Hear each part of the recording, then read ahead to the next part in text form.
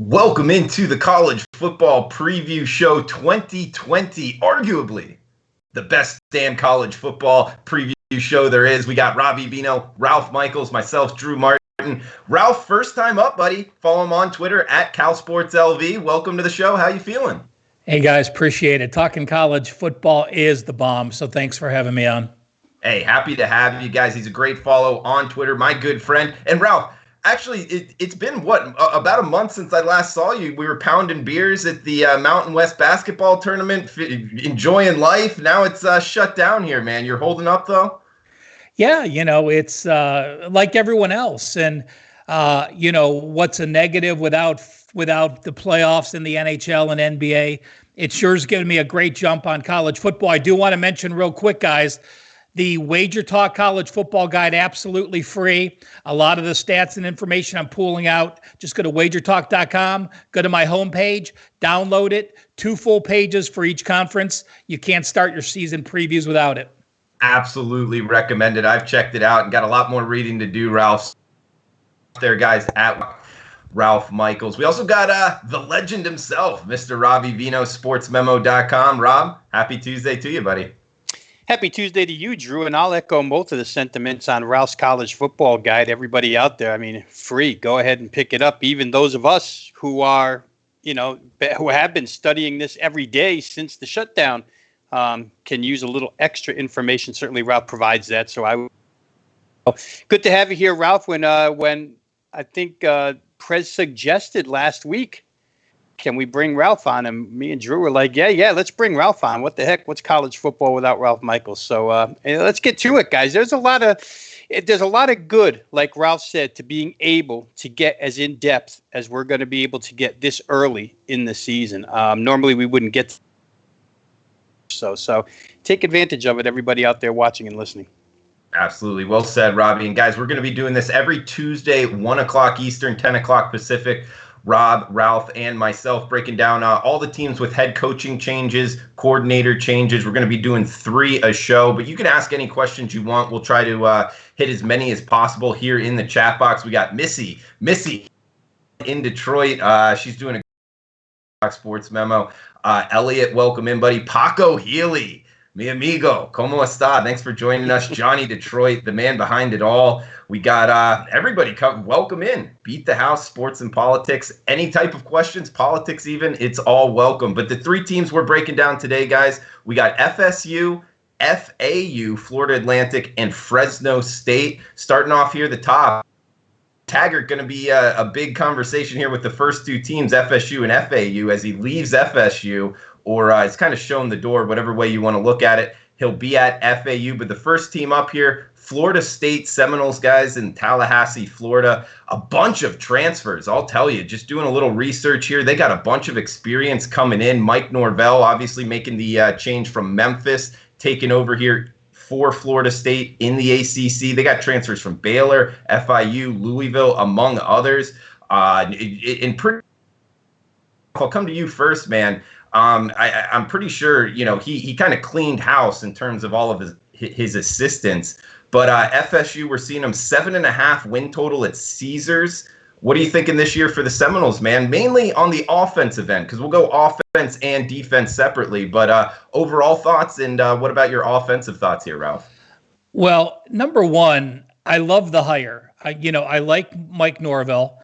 And number 2, it's so refreshing what Mike Norvell did. Now, while Mike Norvell had an OC at Memphis, he called the plays and he was very involved. How many times have we seen an offensive-minded coach program and try to be both the head coach and OC? So not only did he hire a new OC, he hired Kenny Dillingham, who was the OC at Auburn. So he hired an SEC OC that knows how to play big-time football. He can concentrate on the head coaching duties and then put his expertise into the offense by helping the OC. So number one, I love that. You have 17 returning starters, plus at least a few transfers, 7 offensive starters, and you're probably gonna have 8 when you include one of the transfers. it's the same type of system, so it's not going to be too hard to change. Norvell's a guy that loves having 1,000-yard backs. Boom, Florida State's accustomed to having it. He has a quarterback that loves throwing deep. Florida State was one of the teams that threw deep the most last year, 6 touchdowns of 40 yards or more. So I think he's the perfect fit. I love what he's done making this move. And I think Florida State clearly puts themselves as the number 2 team in the ACC, at least the number 2 team in the Atlantic behind Clemson. Yeah, in their division, obviously they're with Clemson. But outside of that, I mean, it's likely a far drop. And who's to say that they can't be the number 2 team, Robbie? I mean, what are you thinking for the Noles this upcoming year? 7.5 win total, mainly focusing on the offensive side, Rob. Yeah, let's look at this coaching change, Drew, because I would liken it almost identical to what we talked about with Arkansas, right? We talked about how Chad Morris might have gotten a raw deal. Comes in, right. He has to take Bielema. They run 2 different offensive systems. He gets 2 years to recruit to his system and weed out the other stuff, and he's shown the door. You take a look at Florida State, it's almost the same thing, Drew. Jimbo Fisher leaves a traditional style offense. In comes Willie Taggart with his Gulf Coast or whatever name they change it to every single year, but it's extreme tempo.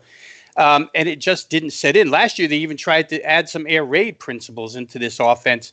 And like I say, he got 2 years out the door. Florida State just wasn't equipped. What Mike Norvell steps into here, as Ralph mentioned, is a much better situation. He's got 2 years worth of Willie Taggart recruits. He's got 2 years worth of Willie Taggart conditioning with these guys, so they're ready to go a lot of plays.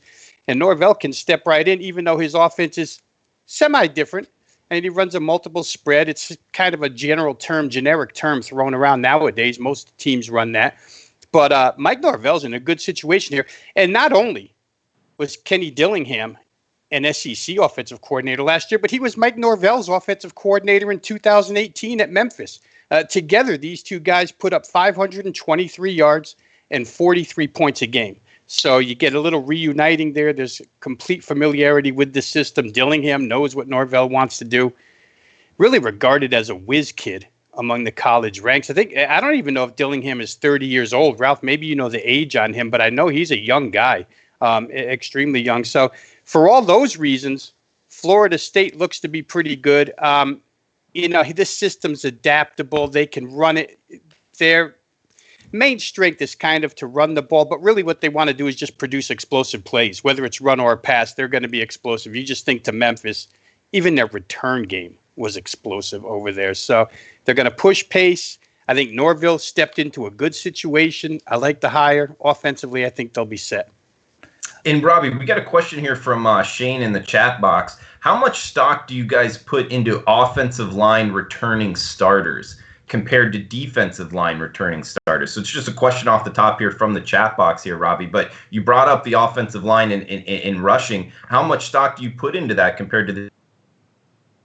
Yeah, I guess I'll go here, then we'll let Ralph go because I'm sure he's got thoughts as well. I don't know that there's a comparison as if to rate one more important than the other, Drew. The trenches, generally speaking, are something you consider at the top of your list when you're charting teams.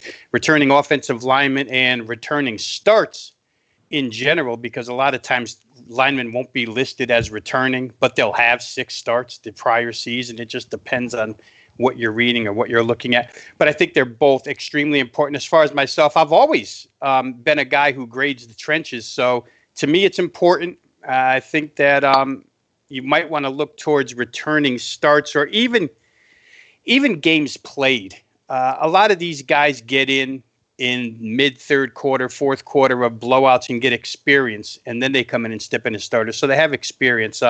Experience charts are big. I know Phil Steele does one. If you're looking for that type of stuff, I would go to an offensive, defensive line experience chart. But I think they're very important, Drew, to answer the question. Yeah, and Robbie, I would probably go, and Shane here, I'd go quarterback 1, defensive line number 2, and offensive line number 3 in terms of importance. That's just my personal kind of how I go into my power ratings. But Ralph, how do you rank them? Oh, I have him number 2. I have it behind the quarterback. And there's some times that I think the offensive line is number 1.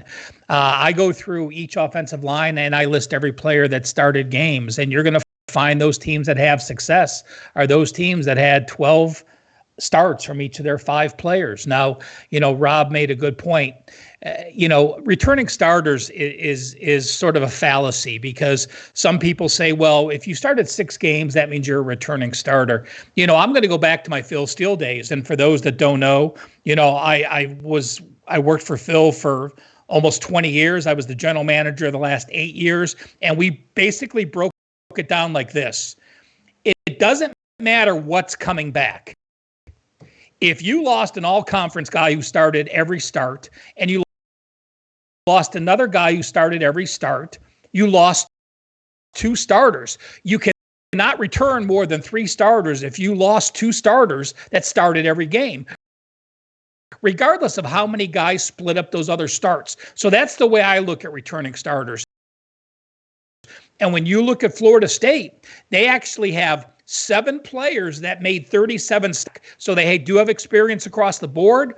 They return an FIU offensive lineman transfer. They bring in a transfer who started who started 16 games at FIU. He's going to be a member as well. When you look at O-line play from one year to the next, you have to remember that this Florida State team was completely set on Blackman as their quarterback. And what happened? Blackman gets hurt. So then you go to the running back, Traveris. That changes your offensive line numbers. Your sacks are going to be higher. Your passing's not going to be as good. So the offensive line and quarterback are in tandem. I think the O-line is clearly the number 2 most important unit on the team. And I did have to look it up. I didn't know Dillingham's age. He is 29 at this point. Yeah. Yeah, and he comes from Auburn, I believe. But before that, he was with Mike Norvell there. And as far as kind of ranking the offensive and defensive line, yeah, I don't have a big disagreement there with you, Ralph. I mean, offensive line is so important. But, Robbie, what about defensively here for Florida State? We've known in the past the Seminoles have had really good defenses. Some years, not so much. Mike Norvell more on the offensive side here, but what are you seeing from what you've been doing research on in terms of FSU defensively? Yeah, and real quick, Drew, because everything Ralph says triggers a thought in my head, and maybe vice versa go ahead, too. man. But where offensive lines are concerned, when you're bringing in a new coach and a new coordinator, while everything on the surface may line up, and when I mean surface, we usually talk skill positions. But don't forget that offensive line blocking schemes do change with even if you're a returning starter, learning a new blocking scheme sometimes is like learning a new offense. So that can be thrown into the mix as well. I don't think it's as critical as learning an entire new offense, but I just think it's something to think about when you have new coaches bringing in new stuff. On the defensive side here, guys, Adam Fuller comes in. Norvell brought him with him. They run like a 4-3 defense, which, we'll call these things base, because generally sub packages are used more than anything nowadays in football. This 4-3 depends upon a hybrid in 2 spots, at the linebacker position and in the secondary. So it's kind of equivalent to a 4-2-5 more or less. Florida State, Ralph talked about bringing in a FIU offensive lineman just the other day. They got Florida Atlantic's top cornerback through the transfer portal, kid named Miko Dotson, who led the nation in interceptions last year. They've been stockpiling CBs, so that would lead you to believe that they're probably going to be in this 4-2-5 a little more than the base 4-3. It's like so many defenses we talk about, Drew, nowadays, and it almost sounds redundant. But the coach comes in, this philosophy is attack and be aggressive. You hear those words, you read those words more than any words under the sun. So everybody's playing, basically the same thing in some sense. The only question is how well does your talent fit what you're going to do? And then you kind of mold from there. I think that's what Norvell is doing. They're pretty adaptable here. They like to, this particular defensive coordinator, Fuller, likes to create bad down and distance situations right off the bat. So I was reading up, you might see a lot of blitzes out of this team this year, more than last year. Maybe first down blitzes to put a team behind the chains. That's probably a couple of the major differences there. But the familiarity with Norvell and what they did at Memphis last year, guys, it seemed like they were upgraded defensively for a while. And then, typical Memphis stuff. We watched the bowl game and Penn State runs wild against them. So maybe they're good. They were good to their competition, but he's got better athletes now. So we'll see how Florida State goes. I don't think it's that major of an overhaul here. Yeah, and Robbie, we hear blitzing, and that makes me think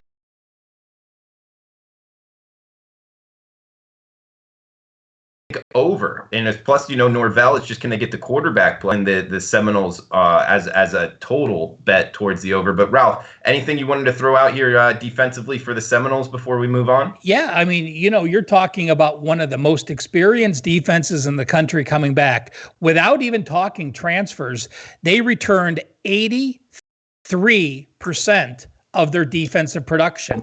They returned 10 starters. Now, Dotson, you might say, oh, well, he had a lot of picks at FAU. This kid was a very high recruit that started at Georgia Tech, redshirted at Georgia Tech, played a couple games, got hurt, went the JUCO route, and then came, FAU, excuse me, I'm screwing that up with Corbin. Corbin went the Georgia Tech route, their running back that they have. But Dotson's, 5'11", 200 pounds. He's nice size. He's going to be able to have a guy that played. When I tweeted this out earlier today, guys, something about Florida State 2 years ago, when I looked at Willie Taggart was dead last in penalties per game at Oregon. In his first year at Florida State, he was dead last in penalties. When I broke down that season 2 years ago, their defense was on the field an extra 8 plays per game because of all the defensive penalties. When your defense, all of it is from playing 35 plays, having to play 43 plays, it's a huge difference. What happens? You get beat down. You start losing leads late. You get worn down as the last in defensive in penalties per game. 3 straight years Taggart was there. So if you're bringing these same kids that have talent, give them some structure. You're keeping them on the field less because you're not having penalties. They do have the talent to be a decent ACC defense. Like I said, right now I have Florida State, at 7.5 wins. And when I break down their schedule, game by game with their power ratings, I have Florida State as a double-digit favorite 3 games, a 3.5 to 9.5 point favorite in 4. The line between the threes in 3 games. So potentially you can have 10 wins there. They're going to be a 3.5 to 9.5 point dog once, and they're going to be a double-digit dog to Clemson. So we're going to learn a lot about them. They play a tough neutral game. They're going to be a touchdown favorite against West Virginia to open the season. Then they play an FCS team, and then they go to Boise, which I have them as a pick'em game as well. So if they can get that set, if they can pull off those 2 non-conference wins, I believe we're going to see Florida State back in the AP top 25 this year. And Ralph, I don't necessarily disagree with you, but kind of a handicapping 101 question here. They got West Virginia off the top, neutral site in Mercedes-Benz, I believe. Neil Brown's team isn't exactly a team I'm looking to bet against, Ralph. Talk about making that trip out west to Boise. So it's like, making the wins, 9-10 wins, I could see it. But at the same time, if they go out the gate and lose both of those, which is also very possible, how much it's just a kind of a difficult handicap there. You're looking at it as the positives, and I don't disagree with you, but how worried are you that it kind of goes negative out the gate too? I'm not betting it. I have them as an 8.6 favorite against West Virginia, which is at 8.6, that's a 72% win mark. Then they play Samford, they're going to be a 40-point favorite. And at Boise, I have them as a 0.4 favorite. That is with Boise having a 4-point home edge. So, can you use a revenge factor? Well, yeah, they lost to Tallahassee in the opener, and boy, that was just an embarrassing game. You take a Boise team that was practicing in a cold summer, and what do? They go to Tallahassee, the game that was moved because of the hurricane. It's 100 degrees. They have to tip off at noon, and Boise runs 100 and crushes them. So, again, I'm not saying they're going to win those 2, but what I'm saying is if they get off to that start and they beat West Virginia and they beat Boise, then, you have a bye. Then you're going to be a favorite against NC State. You're going to be a double-digit favorite against Wake Forest, a pick'em game at Louisville, a pick'em game at Miami. So, where where Florida State has faltered in the past under Willie Taggart. Willie Taggart was just 3-11 ATS on the road because they made so many penalties. If Norvell can get them structured early, all their toss-up games are on the road, which is in a situation where you're either going to have a great season or you're going to have a poor season, depending on how that pans out. Guys, we got Robbie Veno, sportsmemo.com, and Ralph Michaels, wagertalk.com. I wanted to start off with this question. Ralph, I'll come to you first, but I saw Florida State and wanted to get right into the teams. Talking about spring practice here, and we were just talking about, out the gate and how important, practices are up until that week one. How much is this affecting your power ratings, Ralph, in terms of teams that got some spring practice in, maybe some more than others, and some, I believe, didn't get any in? How is that affecting your college football power ratings? Well, right now, in my head, I plan on new coaches downgrading anywhere from 1.5 to 3.5 points, depending on how much they want to change the offense, depending on how much experience the quarterback has. But I'm also going to say this. I know college football head coaches. There is no way in hell they're not going to be fighting for equal practices, saying, hey, we deserve more practices in August because we didn't get them in spring. So it depends how that pans out. If they get those extra practices, if they get them with continuity, where all of a sudden, instead of the 15 summer practices, they're getting 20, it can actually be an advantage instead of a disadvantage not getting them in the spring. So obviously the players that were in for spring, your big freshmen that normally play, they're hurt by not getting that experience and then working out in the summer. So, it depends how the season pans out. Right now, if they get cheated out of those practices, in my mind, it's going to be 1.5 to a 3 or even a 3.5 point power rating difference decline for me when the season starts. And Robbie, what about you, man? How much are you factoring that in? Because I guess that's kind of a tough handicap, not knowing if they'll be able to get the spring practices at the start there. But in my opinion, even if they do, Robbie, I would rather choose the spring practices, have a break, and then have the normal 20 practices or whatever it is before week one, rather than just adding, whatever five practices before, just because it gets so redundant there in the beginning. I'd rather have a break. But either way, Robbie, how do you feel in the power ratings? Yeah, as everything in sports handicapping goes, Drew, they're all situational. I can't really make a general blanket statement for any of these teams. I'll give you a couple of examples here. First thing is that while you and I, off the bat here with the first two shows, have told people to put a check mark next to the teams that we're discussing that have had zero spring, they want to identify them, remember that the odds makers are going to identify them too. So they're going to change accordingly. So as far as betting goes, I'm kind of a counter puncher. I'll have certain numbers and then look to see how much they compensate, and if I think it's an overcompensation, I'll go with my stuff. I think they're right on the money.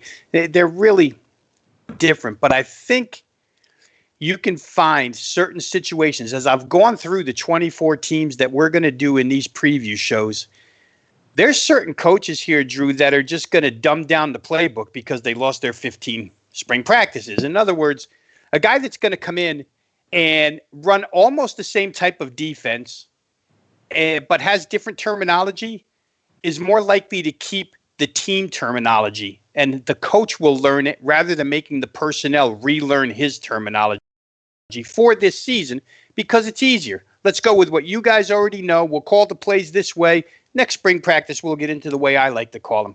Some coaches are doing that. It makes a difference. You know what I mean? It's quicker. It makes it quicker for these kids who can only do playbook study right now. We talked about this as well. It's one thing if all these kids were left on campus together and the quarterback and the wide receivers could go out and work on timing and new patterns and stuff that they learned in the playbook, but they're all at home. They can't do anything together. So the timing and structure, especially these spread type offenses that are based on timing passes, rhythm passes, they're going to be hindered. No question. So I'll treat every one of these teams differently. I'll see how odds makers react to them. Obviously, there is some negative to not having practices. Ralph gave us a pretty good guideline. He said between 1.5 or between 1 and 3.5 points. There's going to be some extreme 3.5s. There's going to be some not so extreme ones where you could move them. That's the way I would view it. Okay. Good stuff there, guys.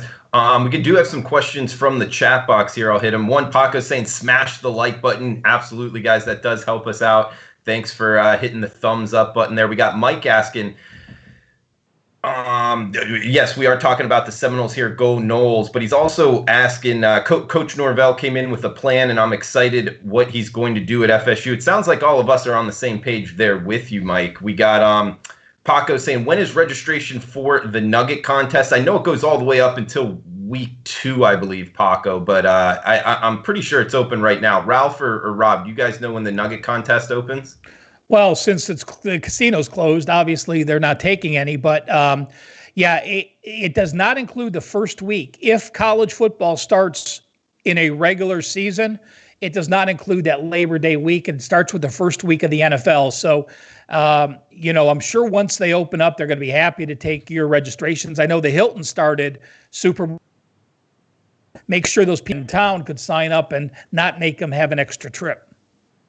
And if there is a football season with no fans, do you think we will see a college football season? I could easily see an NFL season with no fans, but college feels different. Thoughts? I agree with you, Paco. College football does feel different just because I think the fans matter so much in college football. They matter in the NFL, but even more so in major college football. But yeah, I could absolutely see a season with no fans. Ralph, your thoughts on that? And if you were going to make a number of week 1 college football kicking off on time and the national championship playing on time, what would you set that number at?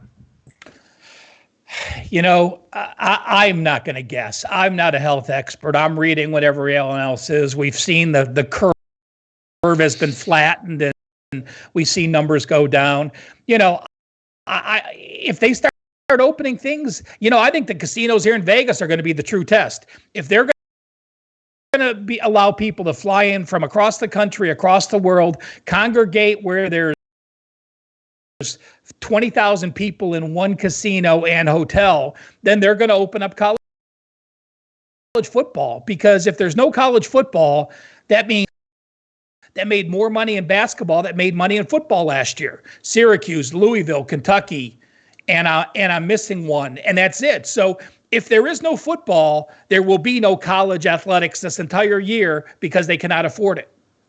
Right. That's a great point, Ralph. And Rob, any thoughts on that? On, I guess, the college football kicking off with no fans, and do you think it will kick off on time? Well, there seems to be, in recent days, Drew, a little more optimism than there was a week ago, 2 weeks ago. Maybe it's just, coaches and college football guys that really want it, or maybe it's a reality. I'm kind of with Ralph. It's just difficult to gauge at this point in time until we see things start opening up little by little. But the other side to that coin, and the devastating side to that coin, is what Ralph just said. I just saw today where universities dropping exterior sports programs like lead balloons because they just can't afford them now. We're just a day past Easter, a couple days past Easter, and they can't afford to fund these programs for the following season. So if it drags out and they don't play, it's going to be devastating to these universities. I want to make one more comment. Ralph, you don't have to doubt yourself when you're speaking. I looked it up because I thought when you were saying it, you were right. And then you got a little tongue-tied and said you screwed it up, but you didn't. Miko Dotson did start at Georgia Tech. Okay. He did go the JUCO route to Gardner Community College in Kansas, one of those last chance U places, and then back to lead the nation in interceptions last year. So don't doubt yourself, buddy. You were on the money there. Yeah, if I didn't have the notes in front of me, there was a couple players I looked up when I did some reading, and we didn't talk about the Texas A&M transfer, but that was a kid that was a top 15 running back. Corbin, I think is his name, and he made one start and he got hurt. Then he made one start and got hurt. He's a kid who's, who very well to me can be the starting Florida State back, and he's going to be an exciting back for them. So, just another name to throw out for the Seminoles. Good stuff, Ralph. We got one more question here, guys, and then we'll get back to the teams here. Ryan asking, returning broad a concept, 10 returning starters, and they were like, let's say, ranked 118 in the country on defense. What does that really mean? Question mark. I would bet against them. I agree with him. If a team loses a lot of starters, Ralph, but they were terrible on that unit, either offense or defense, I don't really factor it in that much at all. Just because they're backups doesn't mean that they'll necessarily be that big of a drop off. Any feelings on that? Ryan, thank you, buddy. Yeah, if you had 8 starters back and they sucked and you have 8 shitty starters returning, I completely agree. That's part of the reason, and I'm going to go back to the Wager Talk Spring Guide, because I made the guide exactly how I do my power ratings to start a year. And you absolutely have to know how many starters teams have had back 1 and 2 years ago to know how important it is. There are teams like Ohio State and Alabama that lose so many people to the NFL that they always have 9 or 10 returning starters. So If you have a team that has 10 returning starters, is that a negative? No, not necessarily.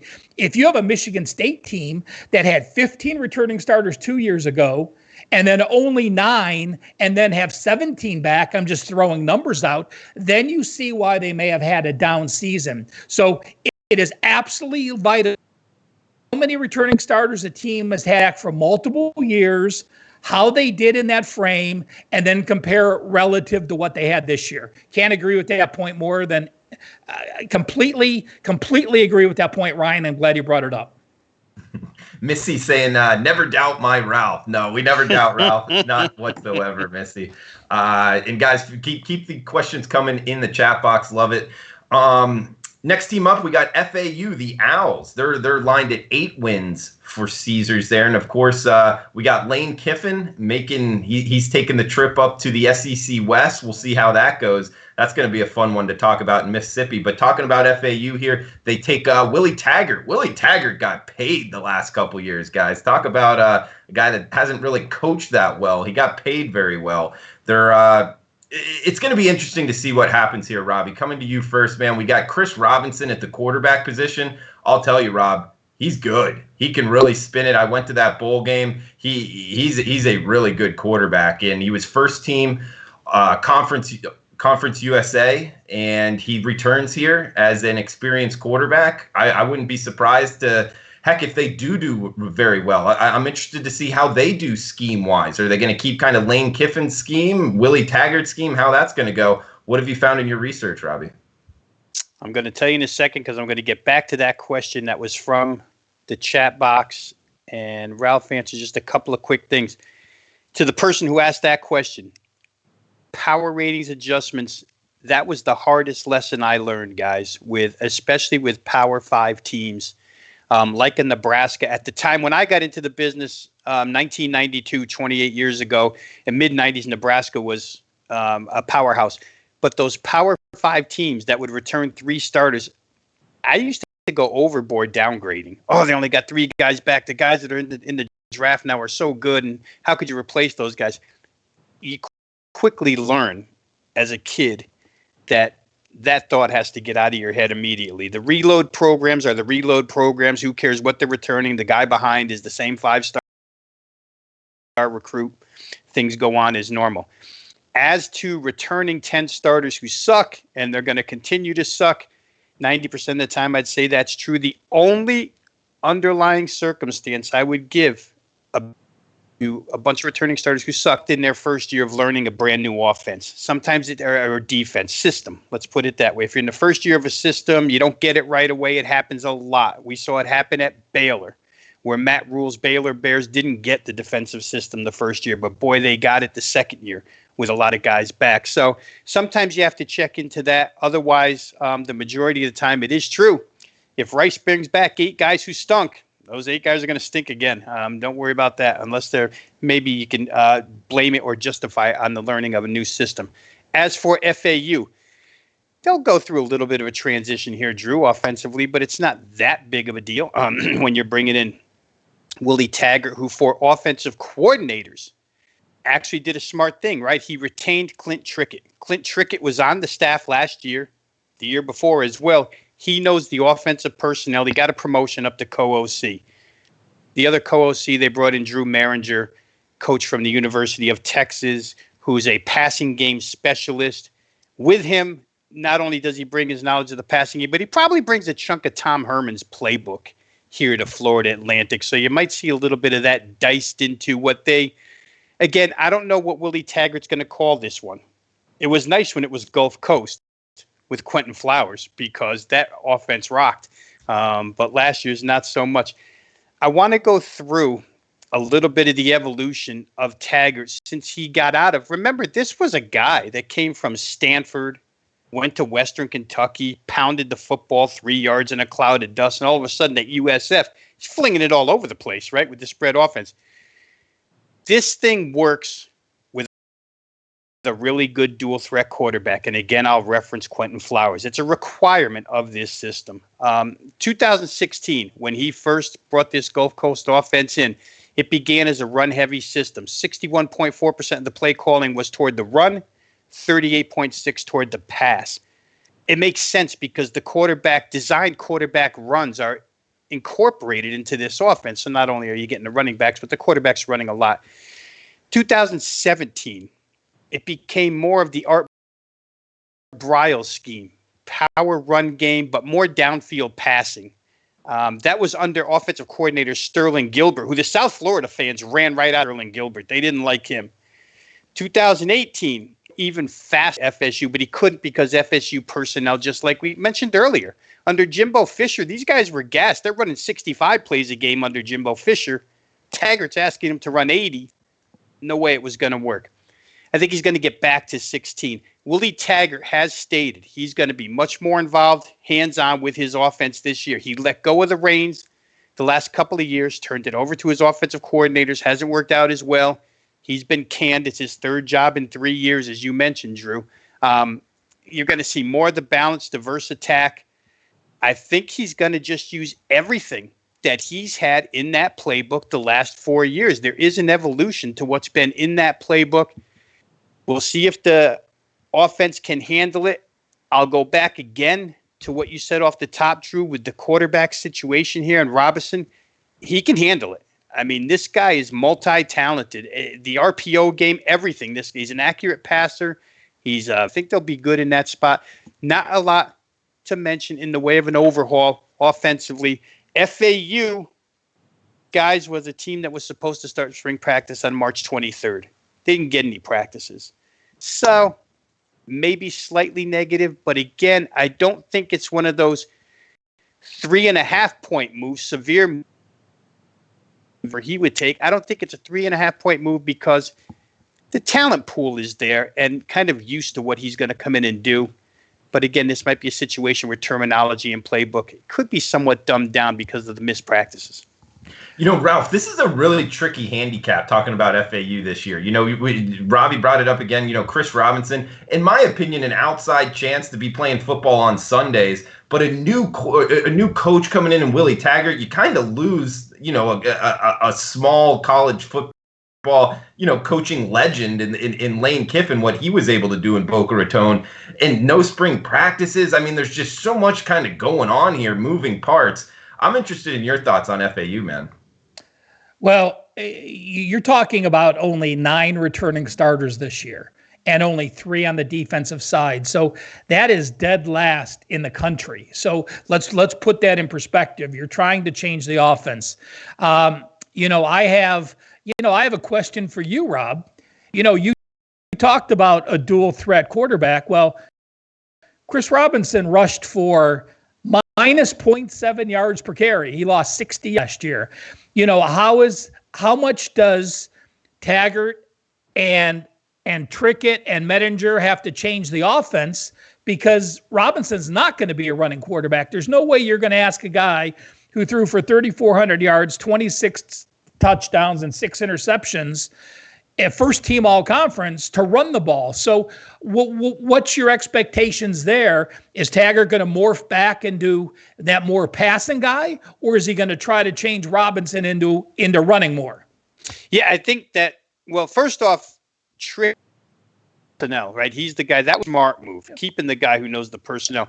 The second thing I would say to that, Ralph, if they were okay, is, to me, Robinson's a great RPO guy. And I would just go to those run pass options. Remember, they had Devin Singletary there who carried the ball, I don't know, a zillion times that one year for Lane Kiffin. They were strictly a handoff team. But the kid's an accurate enough passer for them to be able to go to RPOs. Not a runner. And as I mentioned, Taggart's offense has really flourished mostly with that dual threat quarterback. So that's a good RPOs. The counter to that would be you can lean on RPOs all you want. If the quarterback's not a threat to run the ball, then can take the approach. He's not taking it. He's either giving it or throwing it. So it could be easier on the defenses as well. We'll see what they do. Boy, he's mobile. Don't know if he wasn't asked to run or if he can't run. If I think of a guy that we're going to talk about next, or I'm a kid from Indiana named Peyton Ramsey, who's not generally a runner, but was mobile enough to make something out of running plays under Kalen DeBoer as the OC last year. Maybe that's the route they go. Just not sure. Robinson's motor. He's mobile. We'll see. That's a great question how they're going to they have an option quarterback. Robinson is backed up by Tronti. Tronti rushed a couple hundred yards. He was Mr. Football Florida in 2016, and he actually is an option quarterback. So perhaps they bring in a second certain plays and be able to run that. I don't know if Tronti's going to have to show that he can throw the ball first before he can do that. And I don't know how much you want to take your first team CUSA quarterback and say, this is an important down. We want to pull you out of the game. That can really hurt his psyche unless he's all into the new offense schemes. Yeah, and Ralph, also a little side note here, talking about Chris Robinson and his rushing yards, I'm not saying he's going to burn defenses down, but remember the year before, he got injured, and they actually missed the bowl game. I fell off with him being injured, and then so him coming back, I almost wonder how much Lane Kiffin was like, hey, man, we don't want you getting hurt type deal, because you're right, Nick Tronti is a good runner, and he did come in at times last year for the rushing play. So I wouldn't be surprised to kind of see that happen with a certain package for Tronti. But Ralph, here, before we move on, man, any final thoughts on FAU? And do you have a lean towards over or under on 8 wins? Well, I have them at 7.65 wins, and that's based on that, the actual theoreticals for each number. They're only going to be a big dog once. They open up at Minnesota. I have them as a 19-point dog against Minnesota. When I break out their schedule, FAU is going to be a double-digit dog 4 times, a 3.5 to 9.5 dog twice, and they're going to be within the 5s 5 times. So to me, with only 9 returning starters, I think they are going to struggle some. And people remember Lane Kiffin, and people remember that FAU went 11-3 a couple years ago and went 11-3 last year. But prior to that, they hadn't top 6 wins in 10 or more years. So, what Lane Kiffin did, was it a spark of magic, or was it, he had some good recruits, he had some good transfers? You talk about Lane Kiffin, a coaching legend. Is he really a legend? Coached at USC, coached at Tennessee. Willie Taggart coached at Florida State and at Oregon. So, being last in penalties 3 straight years, I think that's tough. Obviously, you're not a disciplined coach. That's not what you teach. I think, to me, I think they're going to struggle a little bit. I think they're going to struggle on some of those road games early. I do want to bring up one more point, and I don't mean to keep jumping around, but I knew I tweeted this a while back. This was going back to that question about returning starters. And Rob, you brought up a point that sometimes guys only have 3 or 4 returning starters on one side of the unit. I tweeted this out earlier. Last year, there were 2, 4, 6. There were 10 teams that returned 17 or more starters in college football. Those teams, the first 3 weeks, went 10-19 against the spread, 34% ATS. And on the season, they went 46.4% ATS. Last year, there were 5 teams that had only 8 starters. Mind you, no one this year only returns 8 starters. Everyone returns at least 9. Last year, there were 5 teams that returned only 8 starters. They went 60% against the spread the first 3 weeks. They went 66% against the spread on the season. So, Rob, like you talked about Vegas adjustments, when you have those teams like UCLA and Texas State last year that returned 19 starters, you're paying that inflated price. When you have those teams returning only 8 starters, you're getting some line value because the lines are skewed to those teams. Robbie, any quick thoughts here on FAU before we move to Fresno State? Yeah, just for those of you guys that are in the chat room and watching us here doing this show, to show you how much and how far we dig into college football. I'll add one more time. And it sometimes, Drew and Ralph, you know it as well as anybody, sometimes as you continue, the more confusing the thing gets for you. But I'm going to go back to what we were saying before when Ralph asked me the question of what do you think that Taggart will do with this offense since Robinson wasn't that great of a runner last year, not productive, at least yardage-wise. And if you just look at the route that FAU has taken through the transfer portal, they're collecting wide receivers. I mean, wide receivers from all over the place. So that might be a hidden stone unturned, is showing you their line of thinking here. Maybe they're going to go more to the passing game because when you look at that transfer portal, it's lined with wide receiver recruits through that deal. So maybe this first year will be a little more passing than running. Maybe you don't change Chris Robinson at all, Drew. He does what he does, and he does it real well in Conference USA. And maybe you just don't change him this first year. But then to counteract that, you have Taggart saying he's going to have his hands on a little more here. So it's tough, guys. When you're handicapping game, easy. Yeah. And talking about FAU and the coaching change, we got Ryan saying he can't wait for the week leading up to the Egg Bowl.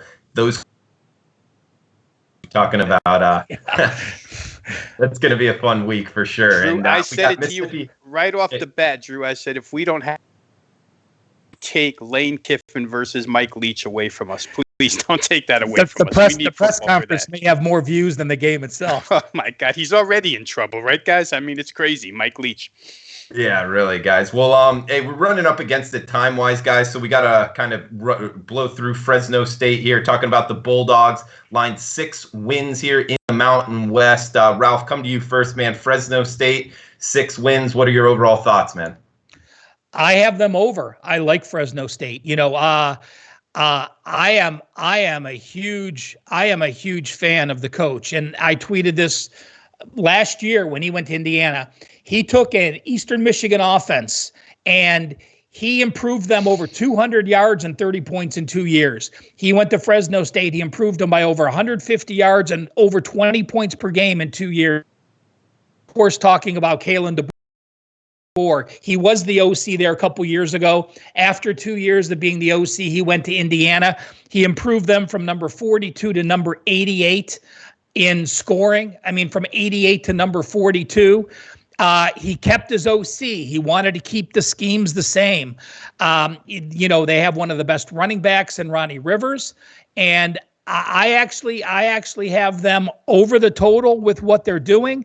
I think he's going to be energizing to the program. I think Fresno State is in a conference where the Mountain West, 6 of the 12 teams have new head coaches.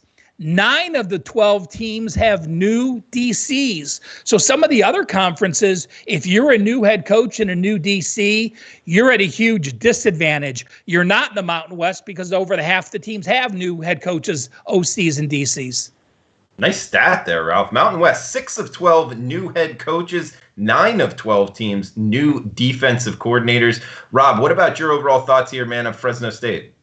Yeah, I'll echo the sentiments of Ralph where Kalen DeBoer is concerned, and I'll read you some numbers of what he's produced the last 2 years. When he was at Fresno State as the OC a couple years back, he had Marcus McMaryion as his quarterback, okay? Marcus McMaryion. How about 25 touchdowns, 5 interceptions, 68.6% completions. Last year he goes to Indiana as the offensive coordinator. He's given Michael Penix Jr., who eventually got hurt, but Michael Penix Jr., 68.8% completions. His tandem partner in that scheme last year. Peyton Ramsey, the guy who came in for him when he was injured. Peyton Ramsey, 13 TDs, 5 interceptions, 68% completion. So 3 quarterbacks, 2 years, all completed 3 guys combined, 48 touchdowns, 14 interceptions. None of the 3 are household names. Maybe Penix is the most talented of the crew, but this guy gets the most out of his quarterback position. And this year, it looks like Washington transfer Jake Haener is going to be his guy. Body-wise, Drew, he looks a lot like what you would think of as Peyton Ramsey. He's 6 foot, $194. He'll come in all likelihood. I think I saw the spring depth chart had him listed on top here. Sat out last season. Got to practice with the team all last year. As Ralph mentioned, Ryan Grubb stays the OC. And interesting, Drew, here's another situation where it's a specialist, yet he gives up the game day play calling task to Grubb. DeBoer's not going to call plays here. Going to be more of the CEO type. He ran this offense. He knows this offense inside and out, but he's going to give it to Grubb. I think they'll be fine offensively with him. They had a down year last year, even with a new quarterback.